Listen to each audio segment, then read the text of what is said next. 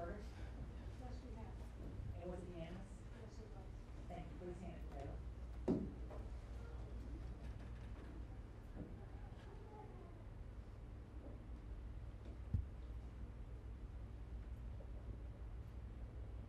We, the jury, having found the defendant Duane Charles Parker guilty of the offense of attempted sexual performance by a child under 14, as charged in the indictment, assess his punishment at confinement in the institutional division of the Texas Department of Criminal Justice for 20 years and our discretion a fine of $10,000. And it's signed by the foreman, presiding juror. Thank you. Be seated. Does either side wish to poll the jury? No, ma'am. No, ma'am. Okay, at this time, I'd like to release you from my admonition not to discuss this case. You may tell your loved ones where you have been for the last week. And I want to thank you on behalf of our county for this very difficult trial. I understand the pressure and just the difficult nature of the evidence. And I know that both sides are appreciative of the fact that you were diligent in listening and paying attention, even when it was very, very difficult. I want to come back and thank you personally. And sometimes the attorneys like to talk to the jurors just to get some.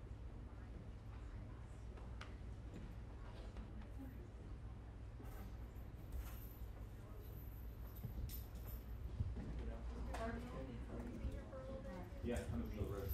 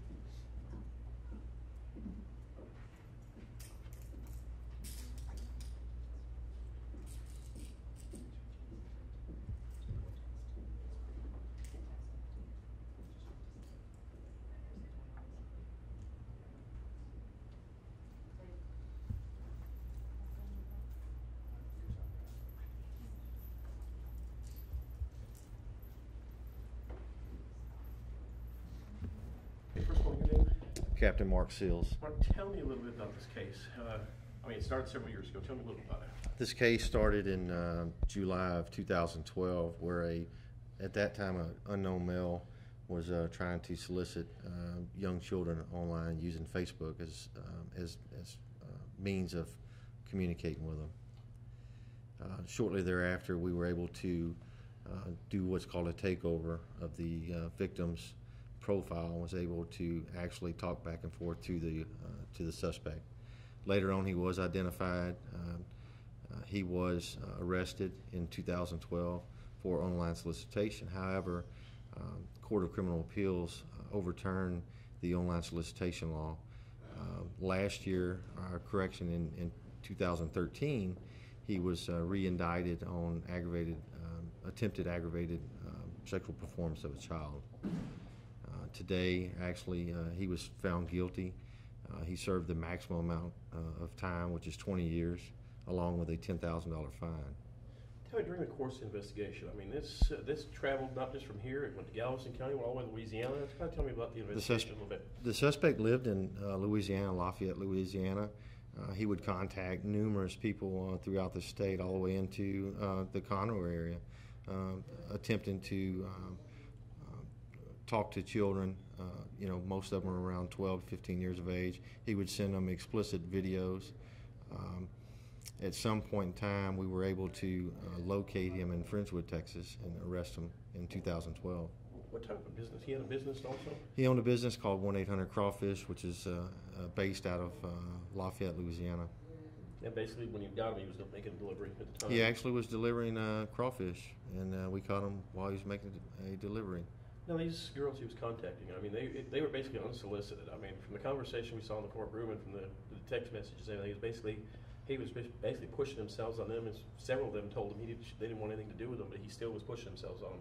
Correct, and he was, basically what we refer to, he was fishing, if he fished for 100 people or 100 children and he finally got one that would take the bait, then, that's a plus on his side. But unfortunately, as a result today, it didn't go in his favor. Now, what about, he had 2 children also? He did have 2 young children at the time of his arrest. It's my understanding that he has not seen them since then. Is there any charges or anything but on those with those children, There were allegations back, I think, several years before we got in touch with him, and there was a case out of Galveston which has recently been dismissed. However, he does have a pending case. During his arrest, he was Louisiana State Police were able to search his house at the time, or a few days after his arrest, was able to find several items in his house that contained child pornography. So he does have a pending case in the state of Louisiana. Some of the Googling cases, some of the Googling things that he was searching for, it was kind of outrageous, wasn't it? Some of the search fields that he had used on his own computer were how to have sex with his own daughter, how to have sex with preteen girls. So that it's a heck of a case to have to deal with. My hat goes off to the prosecutors in this case. Certainly, they've done one of the most professional jobs that anyone can do in these types of cases. I would like to thank the Montgomery County jurors that had to sit and endure all of the images that they had to see. It is traumatic on their part, and for their effort that they did today, I certainly thank them for that. What about you? You've been on this case almost 4 years, been working this. What kind of toll does it take on you? You've got to... It takes a toll. I tell a lot of people it's one of the cases just never goes away. He's fired attorneys. He's tried to represent himself. He's just played the system, and today is his last day to play. So he's going to prison for 20 years. Now this is aggravated, so he'll have to do at least 10? He'll have to do at least 10 years. He's already, I think, got about 3 years of credit, so he's still got a ways to go. But he'll have to do 10 years before he's eligible for parole. So I doubt that he's going to make his parole the first time up. So I wish him the best of luck.